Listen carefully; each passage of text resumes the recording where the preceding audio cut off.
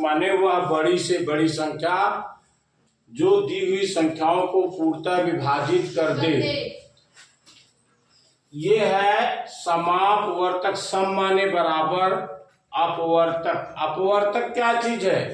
जैसे 12 का अपवर्तक क्या होगा? 12 का अपवर्तक 1 से कट जाएगा, 2 से कटेगा, 3 से कटेगा, 4 से कटेगा और 6 से कटेगा।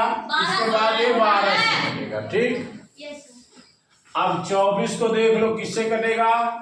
1 से कटेगा, 2 से कटेगा, 3 से कटेगा, 4 से कटेगा, 6 से कटेगा, 8 से भी कटेगा और 8 24, 12 से भी कटेगा, 12 दूना 24 और स्वयं 24 से भी कटेगा। अब कह रहा ये क्या है? अपवर्तक। 12 का अपवर्तक, 12 का अपवर्तक है क्या क्या? 1 2 3 4 6 12 और 24 का अपवर्तक। 24 का अपवर्तक क्या है? 1 2 3 4 6 8 12 24। ये अब अपवर्तक निकालने के बाद कहता वह बड़ी से बड़ी संख्या, महत्तम समापवर्तक माने वह बड़ी से बड़ी संख्या। अब इसमें देखो 2 भी है, ये देखो 2, दोनों में कॉमन। सम माने बराबर, जो दोनों में कॉमन, 2 हो 3 हो 4 हो, जो सभी में कॉमन हो। हम 2 लेके बता रहे हैं, इसलिए है कि सम माने बराबर, जो बराबर अपवर्तक हो। तो क्या है? 2 है, 3 है, 4 है, 6 है, बस 12 है, ये 12 है। अब ये क्या हो गया? 1 2 3 4 5 हो गया। ये कह रहा वह बड़ी से बड़ी संख्या, यानी 2 छोटी है, उससे बड़ा क्या? 3 है, 3 से बड़ा क्या? 4 है, 4 से बड़ा क्या? 6 है, 6 से बड़ा क्या? 12। वह बड़ी से बड़ी संख्या यानी 12। क्या हो गया इनका? 12। वह बड़ी से बड़ी संख्या जो दी हुई संख्या को पूर्णतः विभाजित कर दे, यानी 12 और 24 का जो महत्तम समापवर्तक है वो 12 हुआ। समझ में आया कि नहीं? इसीलिए कहते हैं बड़ी से बड़ी संख्या 12 और 24 का। तो निकालने का हम तरीका कैसे निकालते हैं इस पे ध्यान देंगे। 12 और 24 महत्तम निकालना ध्यान रखो। गुणनखंड करो, 2 से भाग दो, 2 6 12, फिर 2 से भाग दो, 2 23, फिर 3 से दिया 1। इधर देखो, 2 से भाग दिया, 2 1 के 2, 2 दूनी 4। ये फिर 2 से भाग दो, 2 6 12, फिर 2 से भाग दो, 2 23, फिर 3 से दिया 1। अब इन दोनों में एक गुणनखंड किया। गुणनखंड करने के बाद जो कॉमन हो दोनों वही निकालना है। 1 2 ये कॉमन है, 1 2 ये कॉमन है, 1 2 ये कॉमन है। सम माने बराबर, इसके गुणनखंड जो बराबर हो। 2 ये कॉमन है, 2 ये कॉमन है, गुणे 2। अब देखो ये 2 है इसमें नहीं है, इसलिए ये 2 छूट जाएगा। 3 इसमें है, 3 इसमें है, 3 ये लिया, 3 ये लिया, गुणे 3 किया। ये हुआ 2 दूनी 4 त्याई। ये आपका महत्तम हो गया 12, महत्तम समापवर्तक हो गया 12। ये कौन सी विधि से है? गुणनखंड। कौन सी विधि से है? गुणनखंड विधि से। लेकिन एक भाग विधि से भी निकलता है। किससे? भाग विधि से। तो इसको नोट कर लो, फिर आपको भाग विधि से भी बताते हैं। 12 और 24। तो अब हम बताएंगे भाग विधि। कौन सी विधि? भाग विधि। भाग विधि में क्या होता है? जो बड़ी संख्या होती है उसमें छोटी संख्या से भाग दे देना। 12 24 में क्या किया?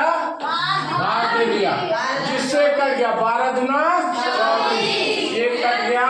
इसलिए इसका महत्तम क्या हो गया? 12 हो गया। महत्तम क्या हो गया? क्योंकि 12 से कटा है। लेकिन ये छोटी चीज है, हम आपको दिखाते हैं 140 और 180 का महत्तम गुणनखंड विधि से भी और भाग विधि से। सबसे पहले हम देखते हैं गुणनखंड विधि से। गुणनखंड विधि से देखते हैं 140 का 2 से 2 214। अभाज्य संख्याओं से भाग करना, ध्यान देना। 214। अभाज्य संख्या क्या है? 2 3 5 9 11 13 17 19 23। अच्छा 7 भी है, ठीक है ना। ये है अभाज्य संख्याओं से आपको गुण भाग देना है। 2 7 14 70 हो गया। 2 से भाग दिया 70 कितना बार गया? 35। फिर ये क्या किया? 5 से भाग दिया 5 7 35। फिर 7 से दिया 1 आ गया। अब 180 में भी गुणनखंड करते। 180 का 2 9 18 माने 90 हो गया। 2 से फिर भाग दिया 2 5 45 45 गुना 90 हो गया। फिर ये 3 से भाग दिया, किससे दिया? 3 से। 3 1 के 3 3 5 15। फिर 3 से भाग दिया 3 5 15। फिर 5 से भाग दिया 5 1 के 5। अब गुणनखंड विधि कहता है इसमें कॉमन देखो, सम माने बराबर, महत्तम माने बड़ा। तो ये है सबसे पहले 1 2 ये ले लो, ये 2 हो गया। गुणे ए ध्यान दे दो, 1 2 ये हो गया, 1 2 ये हो गया, गुणे 2। इसमें देखो 3 नहीं है, 3 नहीं है, 7 इसमें नहीं है, 5 सिर्फ है। ये हमने गुणे 5 कर दिया। ये क्या हो गया? 2 दूनी 4 4 5 20। यानी 140 और 180 का महत्तम क्या हो गया? 20। अब आगे भाग विधि से देखते हैं। कैसे देखते हैं? भाग विधि से। भाग विधि से देखते हैं। बड़ी संख्या में छोटी संख्या से भाग करते हैं। 180 में 140 का भाग देते हैं। 1 के 140 0। ये 8 में से 4 गए, क्या हो गया? 4। कटा नहीं कटा तो फिर इस 40 ऐसे करते हैं, इस संख्या को यहाँ ले जाते हैं 140 तिहाइयां ले गए। 3 0 0 3 4 12। फिर इसको घटाया 0 20। इसको ऐसे किया, जिस संख्या से मैंने भाग दिया था उसको यहाँ लाया 40 ना। इसका 20 गुना ये 40। ये जिस संख्या से कट गया 20 से कट गया, इसका मतलब ये क्या हुआ? महत्तम 20 हुआ। देखो दोनों में कोई अंतर है? कोई अंतर नहीं है। सिर्फ आपको भाग देते चले जाना है। जो शेष फल आता है वही भाग देते हैं, और जो ऊपर वाली संख्या होती है उसमें हम भाग देते चले जाते हैं। ध्यान दो फिर से 140 और 180।